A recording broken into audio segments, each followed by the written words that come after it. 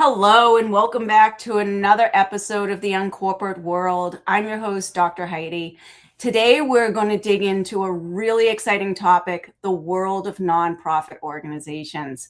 And the reason I feel this is so pertinent these days to be digging into is we just naturally equate nonprofit organizations to doing good. And yes, they absolutely do great work in the world. But when you really start to pull back the layers and look inside of them, we start to recognize that while there's a lot of people who are very good-minded and really want to do well, there's a lack of training, there's a lack of support, a lack of financial support.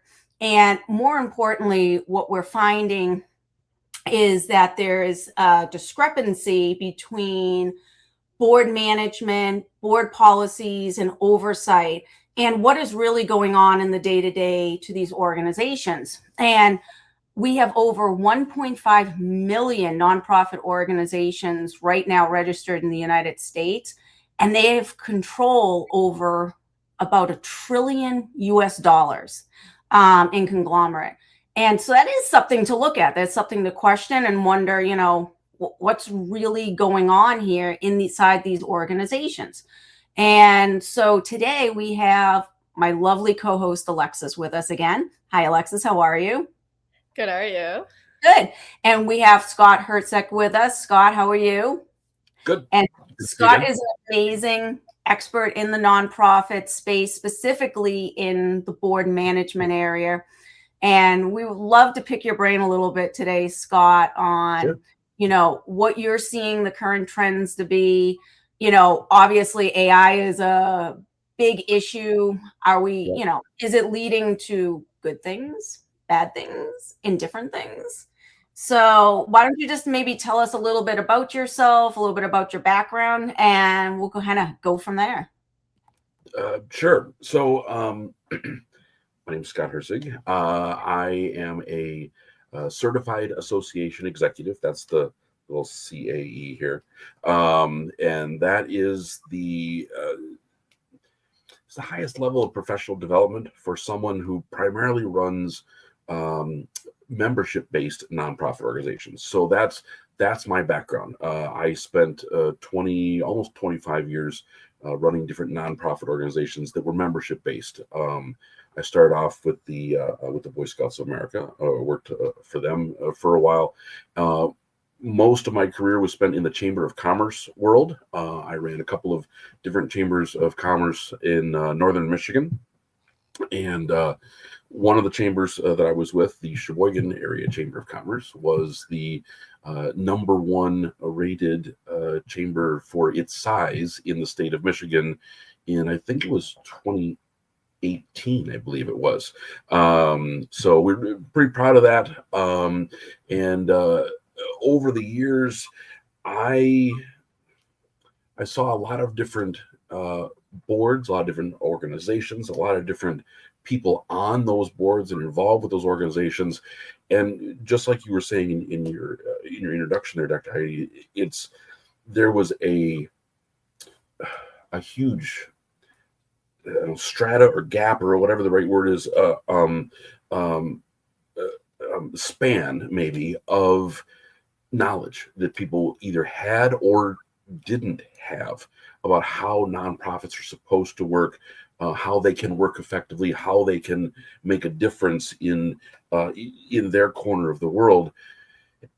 And that either knowledge or lack of knowledge affected how effective, how sustainable those organizations might be. Everybody that was on a board was there because they cared about whatever the organization was doing. They wanted it to be good.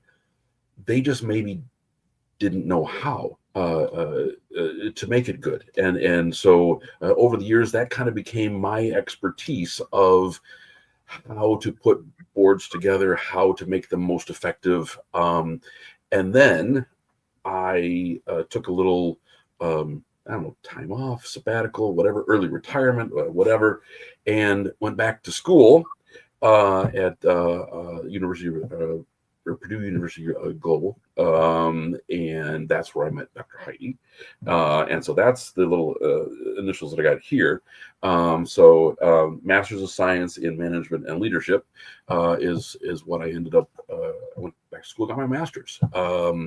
My bachelor's is in management and organization development, and my master's is in management and leadership. So, kind of put all that together in a consulting business.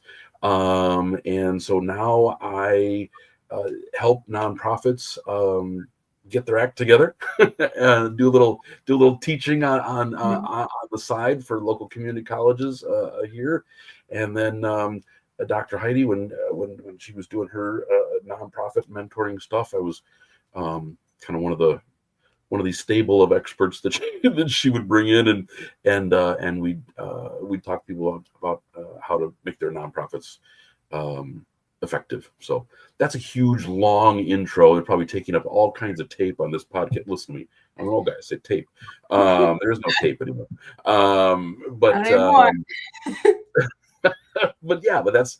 that's my background. 20 some years of running nonprofit organizations, and I am a geek about it because I love putting together a good, effective board of directors that can, really take that nonprofit to the next level.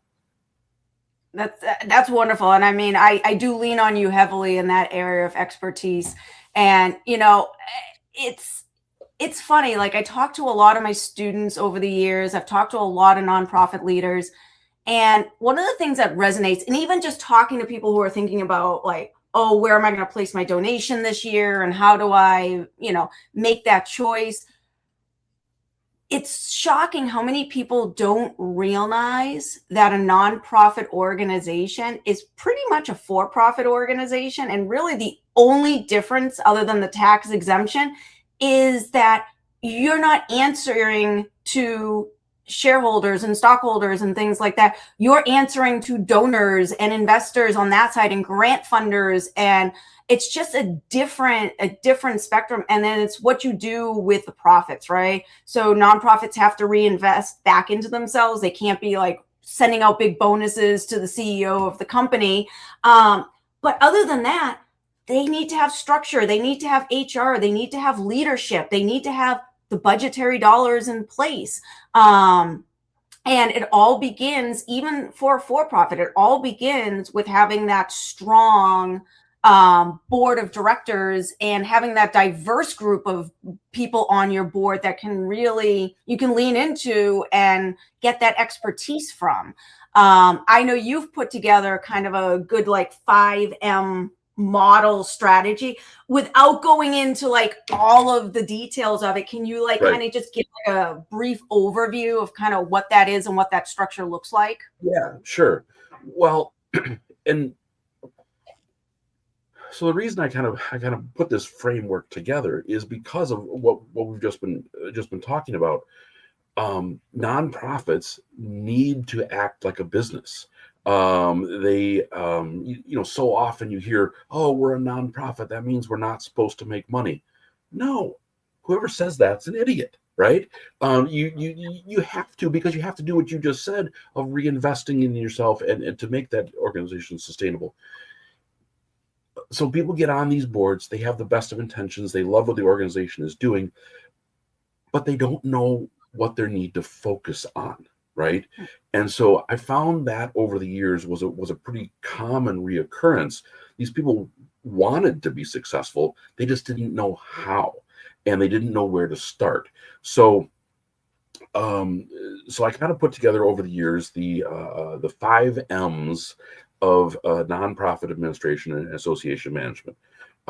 So you've got money, right? We've just been talking about. So you got, and the way I set this up, there's these checks and balances questions under each one of them. So there's kind of some leading questions, which that's part I won't go into right now. But so money, membership, and the membership. If you're a membership organization, that's easy. But if you're a pure nonprofit, then that membership is really your donors or your stakeholders, right? So you've got money, membership, you've got management. Management is is your leadership, your board, your training, your executive director, if you have that. Then you've got marketing, because everyone needs to tell their story, right? And if you're not telling, if you're not telling your own story effectively enough, then somebody else is going to either tell it for you, or they're going to tell their story over the top of yours. And then you've got mission. What are you there to do? What is the organization's purpose for existence? And so often you get a board who wants to just focus on mission because that's the program stuff, right? That's the fun stuff. And they forget the management side of things. They forget the money side of things. They forget the marketing side of things. And you can't just focus on the fun stuff.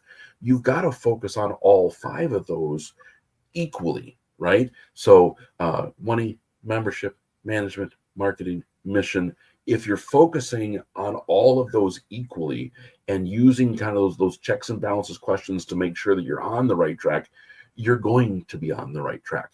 And you're setting goals to those and in cross-checking yourself. It takes a lot of the stress out of being on a nonprofit board, because when you're on a nonprofit board and wanting it to be successful, but you don't know how, or you're in an organization that has never quite figured it out the right way, there is a whole bunch of just running from point A to point B to point Z to point Q to whatever without any real direction. So kind of where I've kind of made my mark a little bit is giving those organizations that framework, teaching them how to use those 5 M's to kind of help right the ship or put it back on the track, or whatever the analogy is that you want to use, and focus on the stuff that you're supposed to, so that you can make the difference that your organization has always intended to make. Yeah. And I wish that sort of education was not always. I always find that we're giving that education with, like you just said, righting the ship or getting them back on track. I wish that education was more at the forefront, like even before you get started, even before you formulate that board. And, yes, there's the nonprofit management programs that some people can take, but even that, it's just not enough education. And what concerns me a little bit as we look here into the future, and Alexis, you can maybe shed a little bit of light on this. What the research has been showing is that, well, these are pure facts, that we have 1.5 million nonprofit organizations. In addition, on the for-profit side, we have more and more for-profit organizations that are calling themselves social enterprises, which is basically the for-profit name for a nonprofit. They just chose not to go into the nonprofit realm, but they're still operating more on the essence of following a mission and fulfilling usually one of the UN GDPs. And so what I'm hearing is that a lot more of the current graduates from college, from high school, are placing a greater emphasis on working for companies that are striving for fulfilling these missions, whether it be a social enterprise or whether it be a nonprofit organization. Alexis, what have you seen amongst your friends and peers? Are you seeing a lot of this, that there is a greater focus on, not just getting into the best school, but getting into something that's going to put them on a trajectory that fulfills some sort of greater good, more philanthropic, so to say? Yeah, I think I definitely see this trend. I think many people, I think it's reflective in the clubs actually at our school. We also have these clubs like Key Club that are volunteering clubs that are kind of sort of almost act like a nonprofit too. Like there's membership and all these like fundraising, these marketing, all of this. But I think that that's definitely a good point. I think even though there are these clubs and we are very interested in like solving maybe a bigger like social problem or challenge in the future as like an actual career, I feel like there's not much knowledge or like education about what nonprofits actually are. And I feel like since we've been talking about this, I've actually learned a lot more. And I think it's very important that more and more people in like my generation are more educated on what actually is a nonprofit, what separates it from more of like a profitable organization, and how they actually work. And I think like a big question that many of us have is like, what exactly like does money drive in like making certain decisions in these organizations? And they say that they're nonprofit, but really who controls this and how much does money, really play a role? That's the big question, right? I mean, Yes. Money or mission, right? I mean, and man, bravo for cutting to the quick on that, because I mean, you're absolutely right. We live in the United States of America. We live in a very money driven society, and it does, for good or for bad, the dollars make a difference, right? And so in the nonprofit world, you want to make sure the board of directors needs to make sure that the budget that they're putting together for the year both takes care of the organization so that it can continue, with the savings and reserves and all that kind of stuff and proper budgeting, but then also making sure, and this is the front facing part that everybody sees, making sure that it's using those dollars that people are giving them effectively, right? Nonprofits sit there and go, give us your money and we will change the world. Okay. Then people are expecting to see results from that. And if an organization is not ready for that responsibility, is not doesn't have their own house in order first, they are not going to be able to make the difference that they want to. And then the people that are giving them those dollars are going to go, now wait a minute, I just gave you, $18 gazillion and you did squat with it. And we can go into the whole, donor designated funds and whatever is up, but essentially it really comes down to, is the nonprofit being a good steward of the dollars that the people from the outside are giving them, right? Because those people are giving those dollars for a reason. Is the nonprofit fulfilling that reason, fulfilling that mission, that promise? You give us your money and we will, like I just said a second ago, and we will change the world.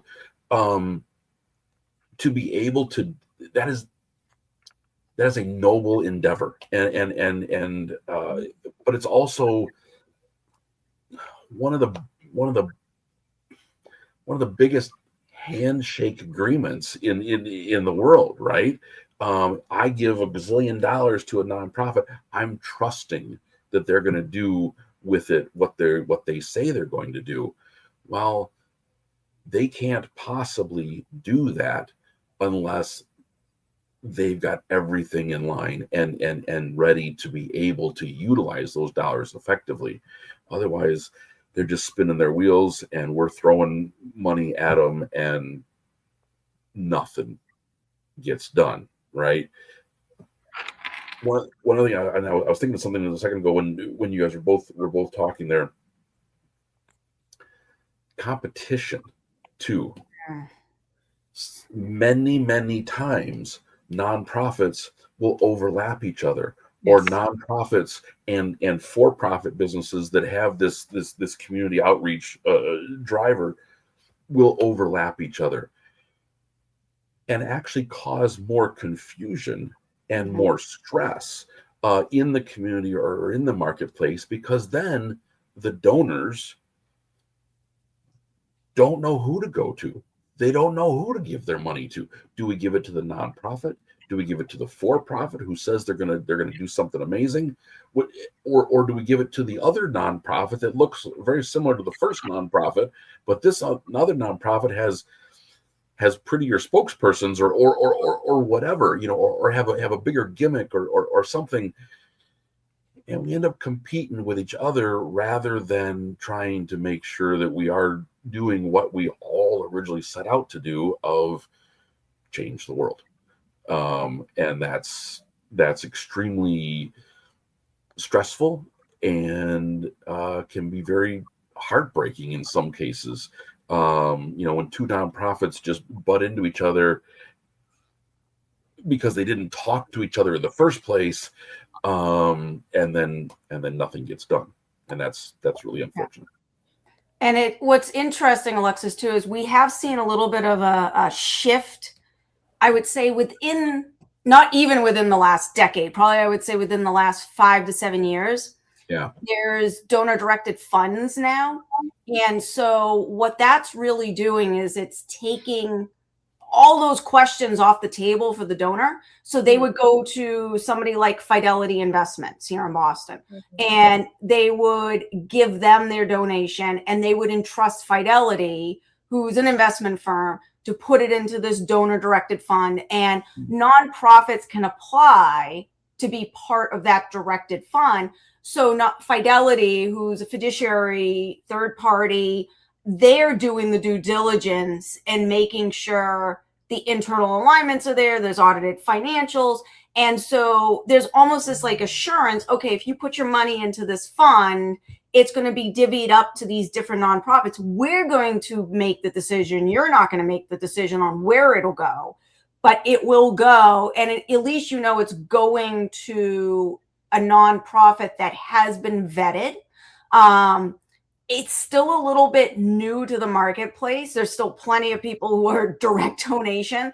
A lot of people don't even really know these donor directed funds even exist. But over time, I think it is going to become a little bit more popular, just due to the fact it takes that question off the table for particular donors, like, what Scott was saying, but we're not there yet. Yeah.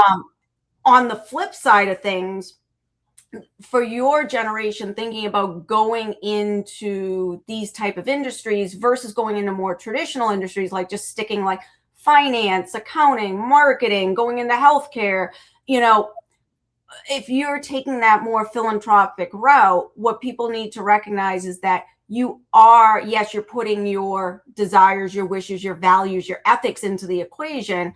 But early in your career, you're going to have a much lower starting salary than many of these other industries. And that's not to dissuade people from doing it. But what is kind of concerning is we have increased cost of education and increased cost of housing.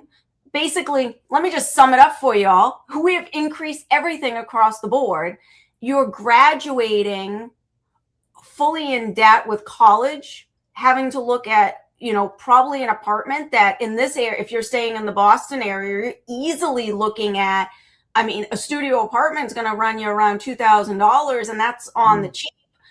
You could be going all the way up to $4,000 or $5,000 for larger apartments, because most people can't even afford the down payment right now for the housing market the way it is.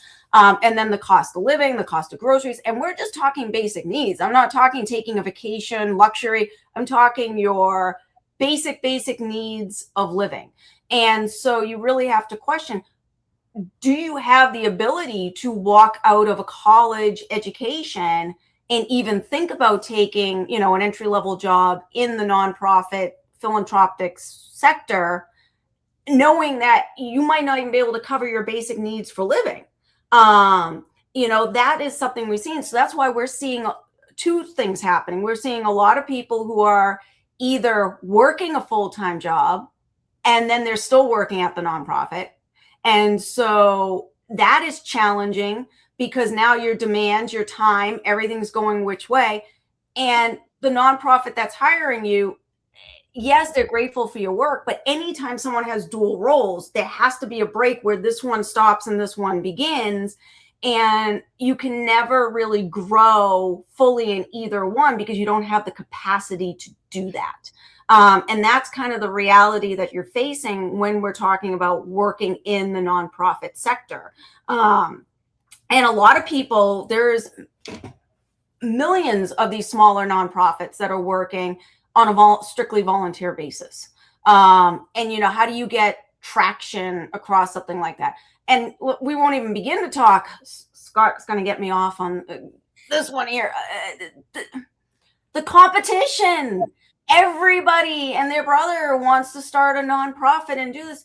I was just looking, in the last couple of weeks, just in this region alone, I counted, and this is just the South Shore here in Massachusetts, I counted 6 animal rescue leagues for cats and dogs. And everybody is struggling. I'm like, why do we have 6 individual groups doing the same work in the same region, all struggling, rather than collaborating, working together and pooling resources and maybe finding some slight success with it? And that's, I think, what Scott was talking about as well, is just seeing that kind of all coming together. Yeah. Well, and I just this week just wrapped up a professional development class for nonprofit operators. There were 25 people in that class. It was a 7-week class. And I think there were, if I'm remembering right,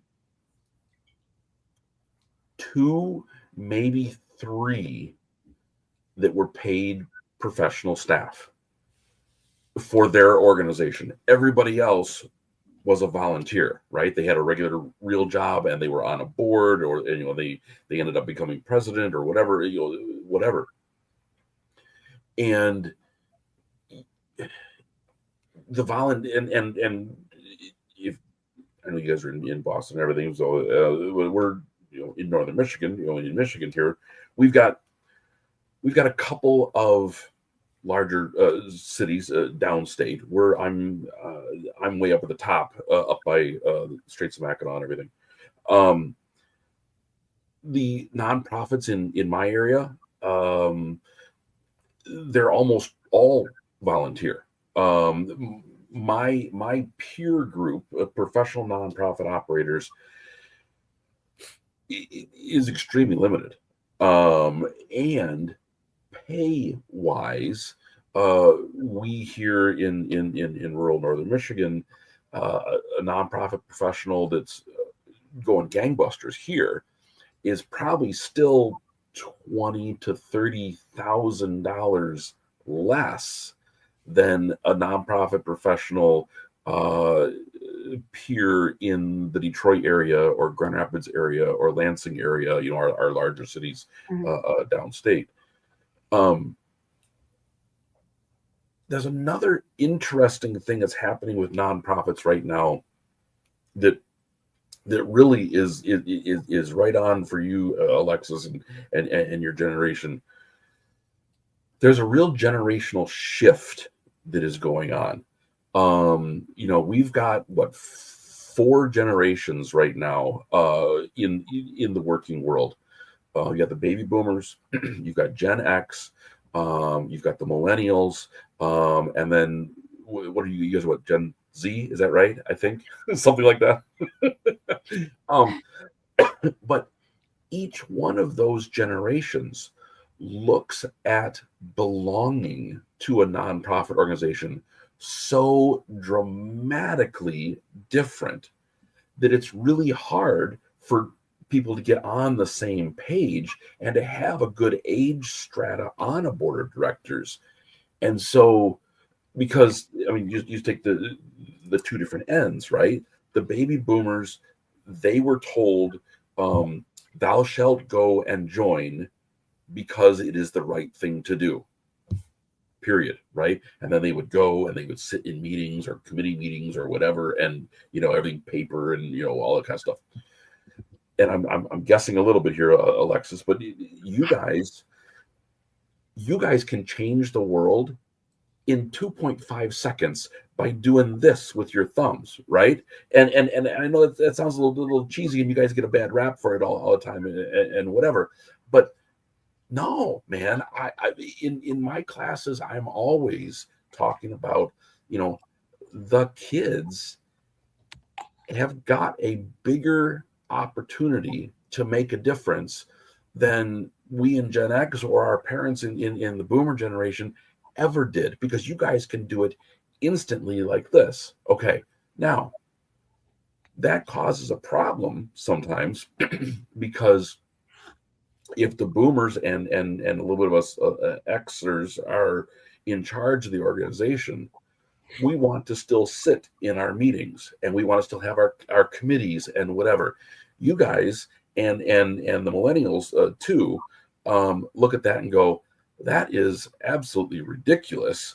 I can talk to 500 people just by doing this on my phone. Why do I need to sit in a room with 15 other people with gray hair or no hair, and look at each other? And so the kids are starting new nonprofit organizations that the old people already started 50 years ago. And so that's where you get some of this competition stuff, and you get the old people going, wow, we can't get kids to join our organizations. Yeah, because you're not embracing how they organize. And the kids are sitting there going, holy smokes, you old bald fuddy-duddies, whatever, you can't, you're not getting it. You're not getting with it. We can do so much more, so much quicker.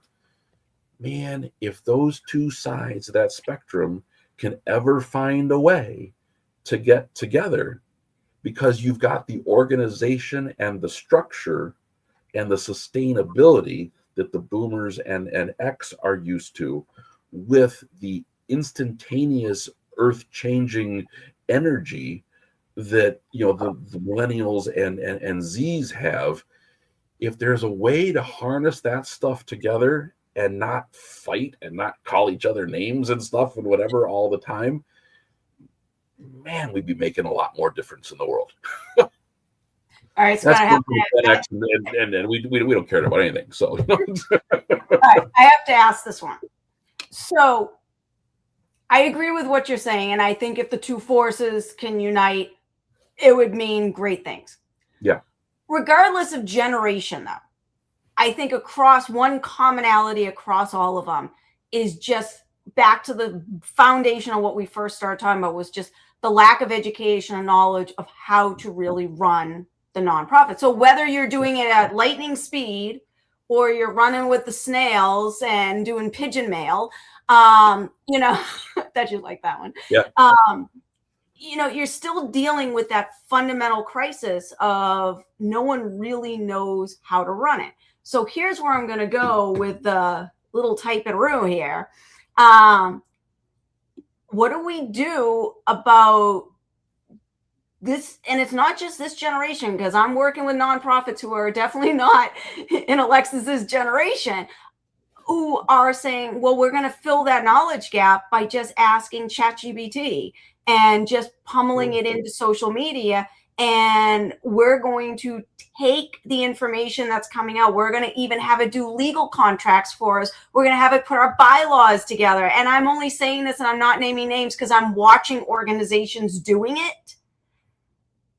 And I'm not going to say it doesn't give them a good starting point, but they're not knowledgeable to realize that, okay, that might have sped it up. That might have given them a base, but there's a lot of holes that they weren't knowledgeable enough to catch, to the point that one of my nonprofits actually had to dissolve their entire board, reconstitute, because their bylaws were not legal and they were never filed properly. Oh, man. Because they followed steps from AI. And again, I'm not saying AI is a bad thing. I'm just saying when you give a powerful tool to like that to people who are not knowledgeable in a certain area, who think they can suddenly make that knowledge gap go away, it's imploding. And I mean, have you seen this with some of the boards that you've been working with and seeing them trying to create this?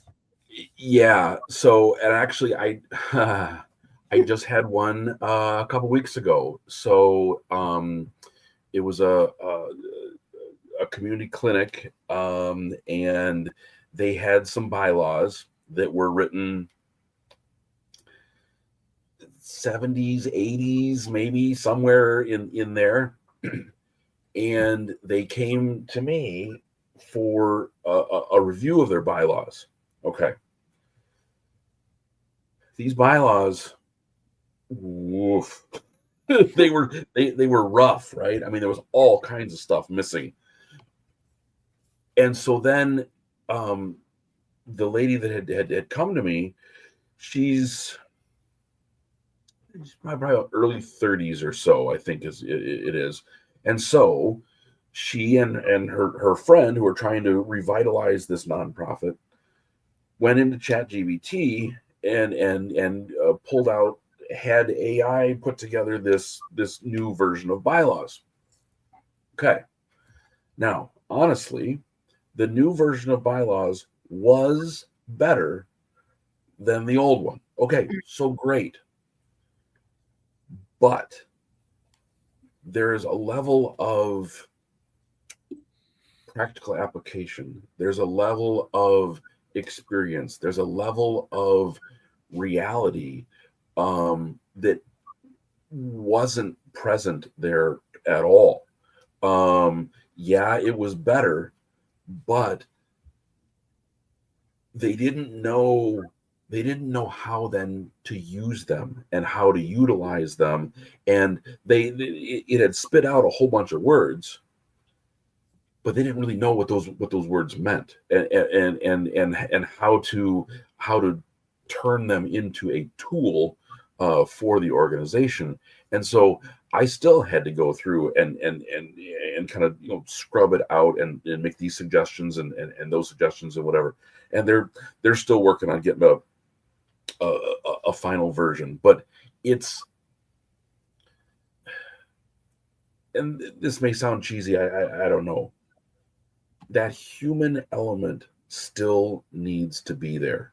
That experience, that practical application, that the real world know-how type of thing, as to, okay, so here you've got this fancy sentence, a computer generated sentence or paragraph or whatever, but if we tweaked this and this and whatever and just massaged it a little bit, it's going to give us that much more more better. That's terrible English.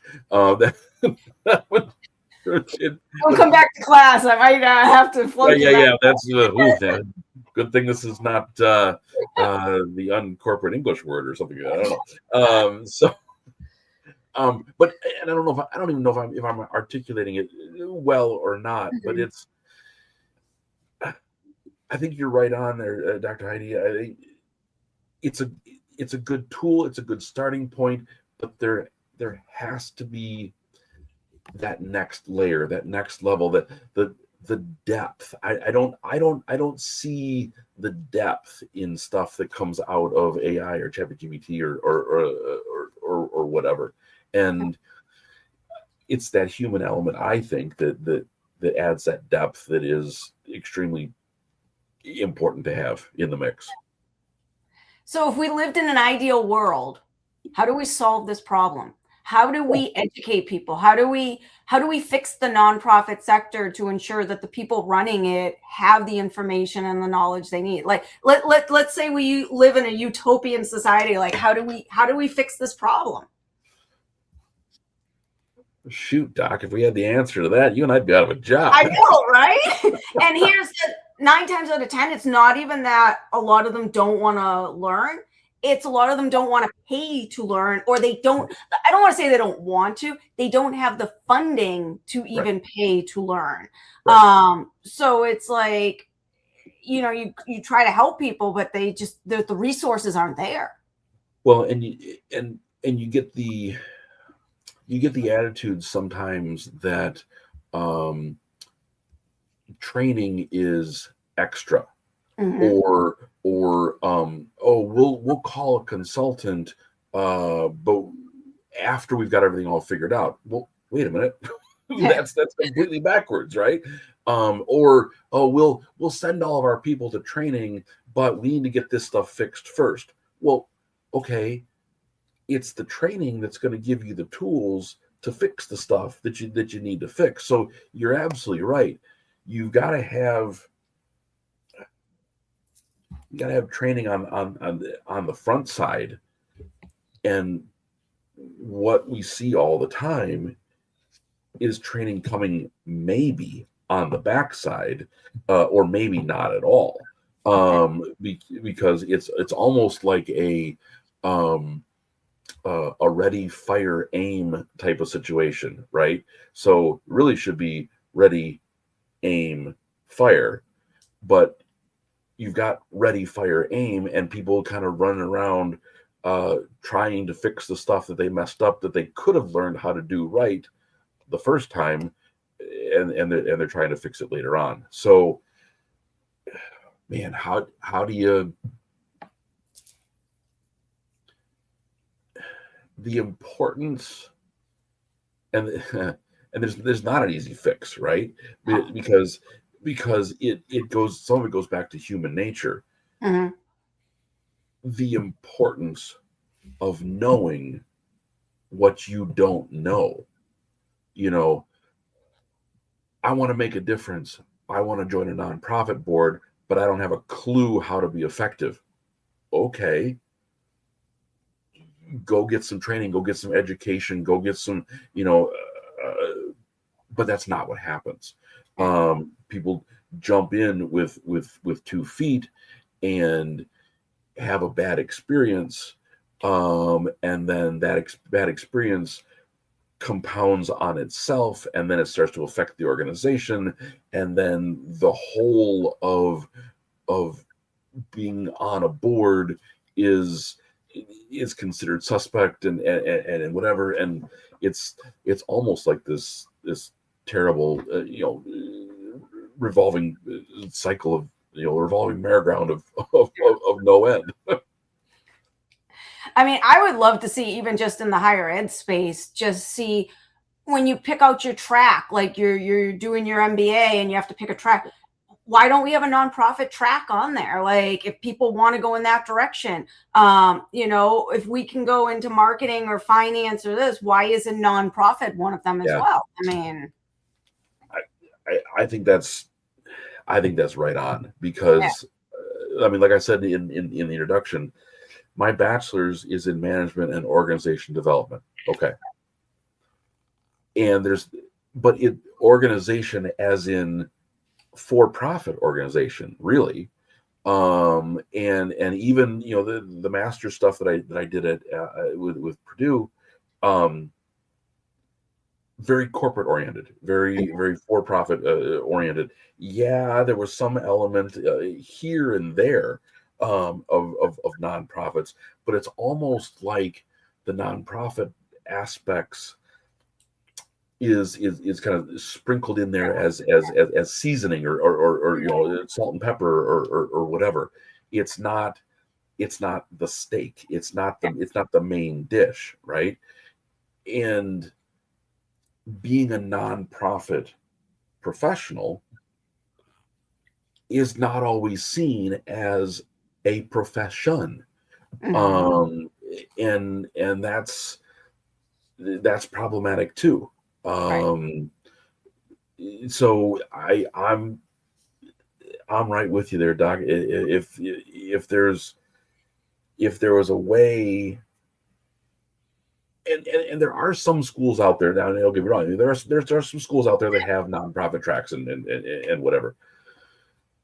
But to have it more mainstream, to have it more forefront, like you were talking about, medicine, business, law, whatever, even agriculture, any of the schools you're looking at. I mean, those are pretty standard majors, right?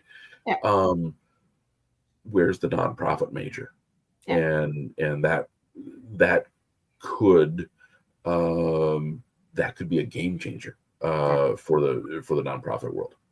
Really. And even if like some of the schools didn't want to go a whole major, like if somebody's going down the finance track, why isn't one of the courses in there nonprofit finance, so they understand? Because you don't know where you're going to end up when you go into the space. So maybe right now you might not think you're a nonprofit, but when you end up there, at least you say, well, I have some education. I understand there's a difference. I'll tell you, I didn't have any educational experience in the nonprofit sector. It was everything I did was all for-profit corporate. And I've worked my entire life in the nonprofit sector. And so having to learn those variations and differences was definitely a hands-on learning experience. And I've had people come to me, they're like, went from the for-profit sector to the nonprofit sector and came and said, I need a crash course. Like, I don't understand. They're telling us we don't have enough money in the budget, yet there's all this money sitting over here in this fund. Like, I don't understand why we're worried about payroll, why we're worried about this. What they were looking at was a permanently restricted fund that could only be used for certain things. They couldn't touch it for everyday expenses. And those are the small nuances that we start to talk about. And even the terminology is different. For-profit accounting versus nonprofit accounting. They you're looking at the same reports, but they're structured differently. And they're titled differently. And, someone who spent their entire life in the for-profit world then comes, just like you just said, over to the nonprofit world going, man, I know finance and I don't know what this is. And so, it's, and then you get the moments that we've all seen of that board member who's sitting there, who knows that they are supposed to be, keeping an eye on the budget or the finances or whatever, but they don't fully know what they're looking at. And so they fire out the question, well, what's this $5 on line 7 here? No, that $5 on line 7 is not what you're really supposed to be looking at. You're supposed to be at that 30,000 foot level of is the budget balanced? Is it in the black or is it in the red?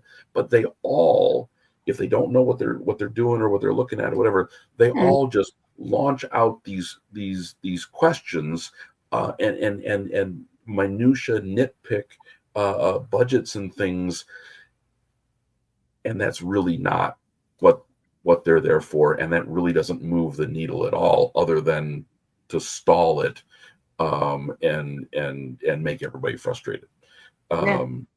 So it's if you're absolutely right, if more colleges and universities would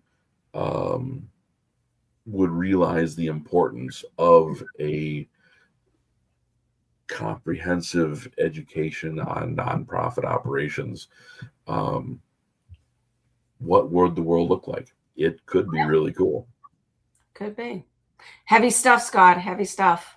Yeah, I know. And then we talked all before we got on recording here. I am not that well, I was gonna say I'm not that heavy of a guy. I am a heavy guy, but that's a whole different thing. But no, I like keeping things light, and we are just so serious and deadpan here. I know, man. It's important things. But you know what? Let's lighten it up. How's that sound? Sure, sounds good. I think Alexis has a little game planned for you. Oh, that's right. Yes. So the game that I've planned is called Mission, Ego, or Money. So where there are some scenarios related to nonprofits and boards, and you must decide like what's really driving the decision, if it's mission, if it's ego, or if it's actually money. Ooh, Oh, Yes. tricky. Okay, can Yep. we like cut tape here and then do these and then only air the ones that are good and not the. No, they're all going out. We're going live. Oh, great. Okay, here we go. All right. So the first scenario is a nonprofit suddenly launches a new program that is completely unrelated to its original mission. So is that mission, ego, or money? Well, it could be two of them, right? It could either be ego or it could be money. Right.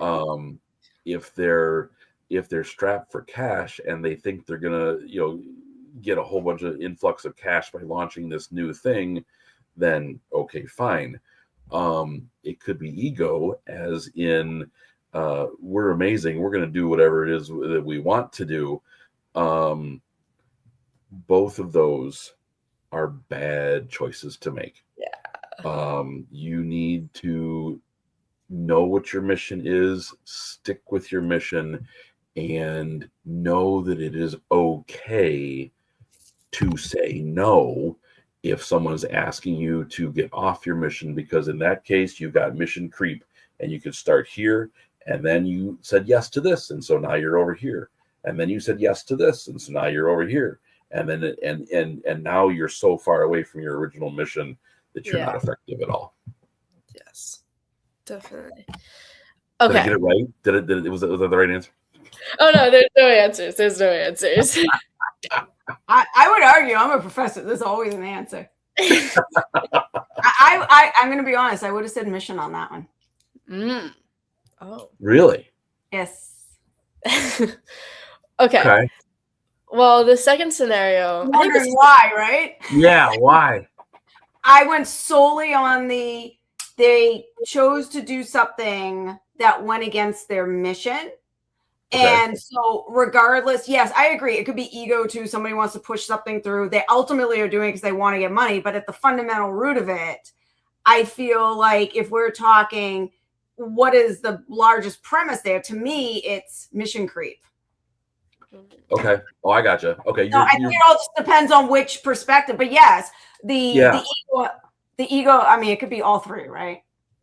Interesting. All right. That was my perspective. But I'm not playing the game. No, you're not. So you're wrong. So there. Okay. The second scenario, I think it's a bit easier. I think it's a scenario that honestly happens a lot nowadays. But it is a board refuses to replace an ineffective executive director who has been there for 20 years. Is that mission, ego, or money? That I feel like that can also be argued for each of those too. Yeah,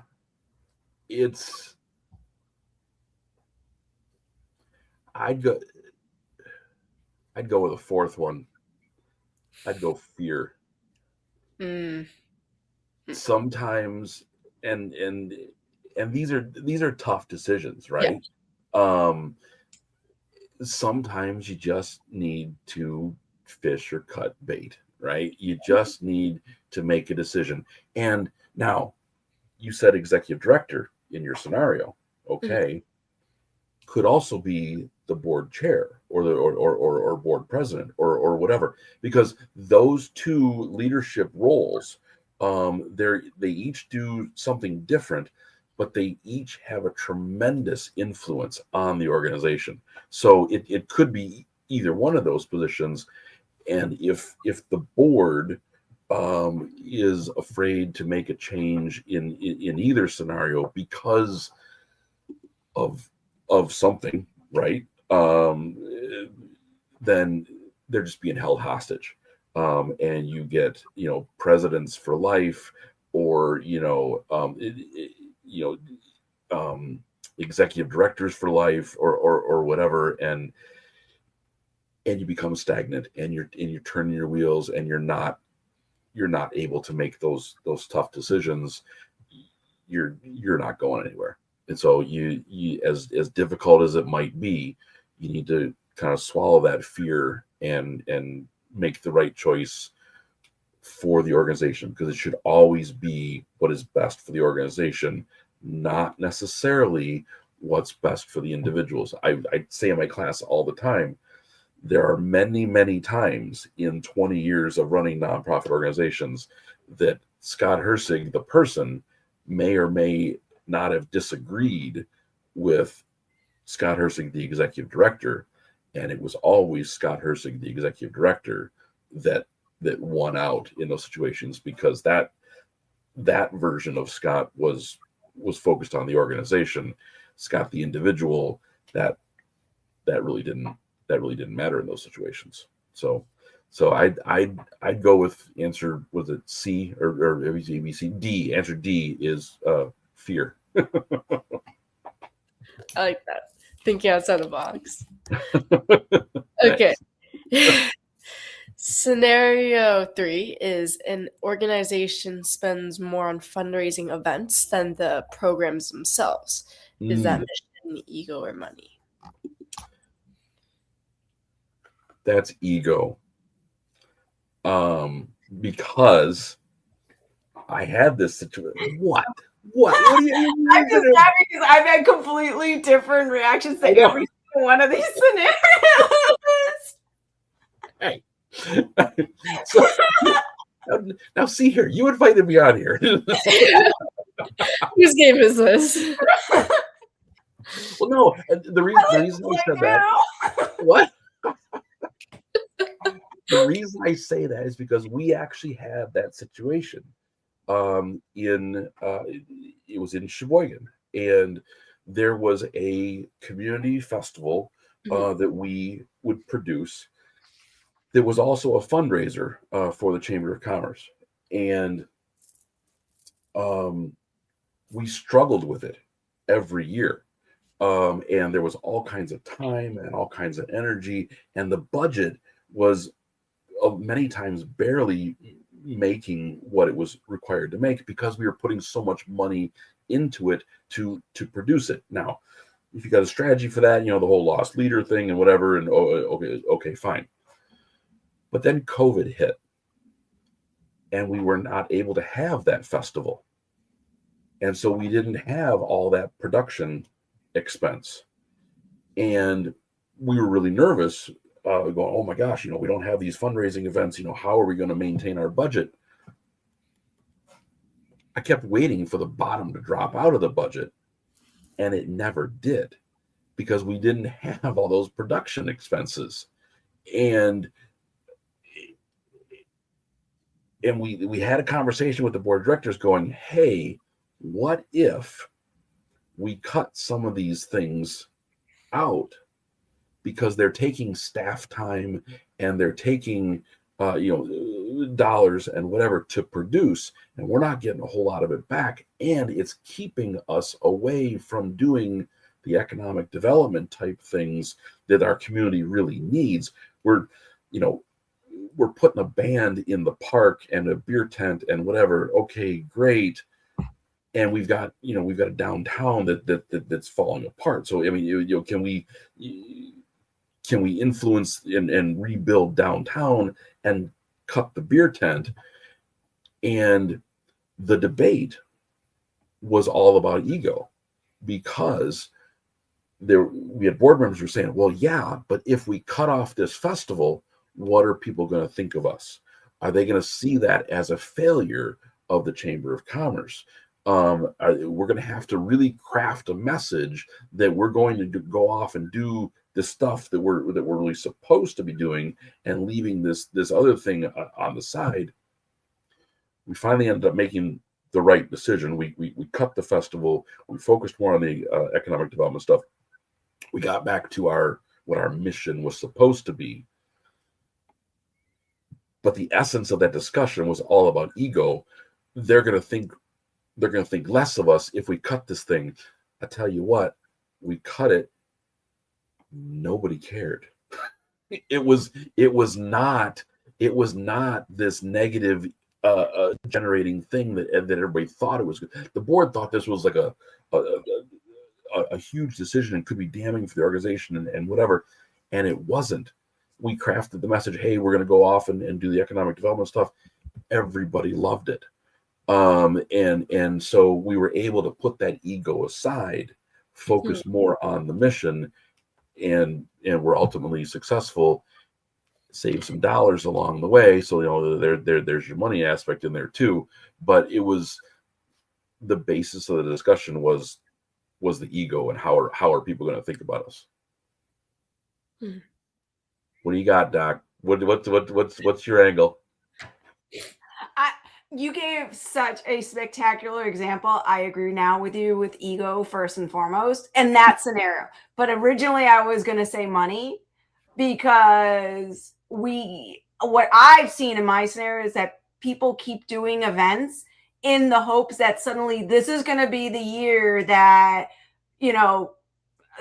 Susie's going to tell Mary, and Mary's going to tell Johnny, and Johnny's going to tell Sam, and they're all going to come at the same time, and we're finally going to get the donations because we've been running this year after year, and now finally word is getting out, and it's going to become prosperous.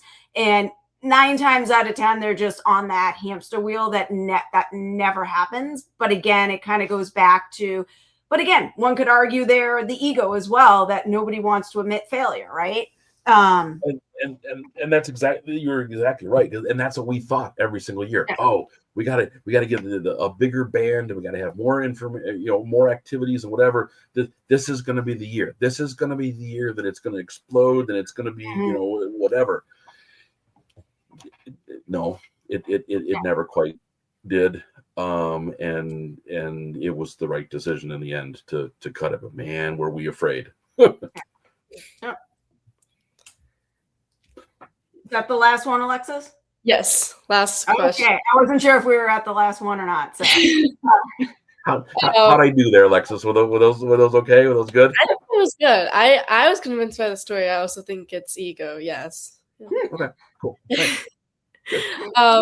The last scenario is a nonprofit keeps expanding even though its programs are losing impact. Do you think that's mission, ego, or money? The nonprofit keeps expanding even though its programs are losing impact.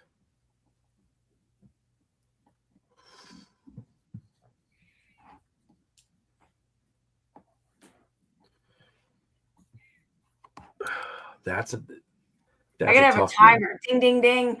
Really? That's time. Really? Well, I mean, that's one of those things. I mean, that could be ego. They because back to our American society of, you've got to be bigger, you got to be stronger, you got to be faster, you got to do more, you got to, if you're not growing, you're dying, that kind of thing. So grow.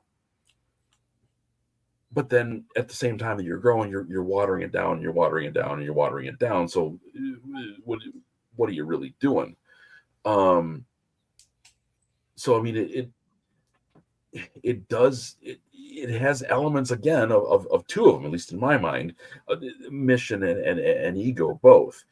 Well, I guess you could say money too, because depending on how you're measuring growth, or expansion or whatever the scenario said, that could be in there too. But it's, give me a small nonprofit that makes a difference today, and then again tomorrow, and then again the next day, over a big nonprofit that has a palatial corporate office or something that really doesn't.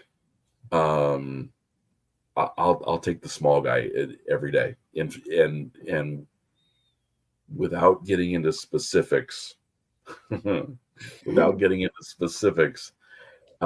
actually my thesis for my master's program was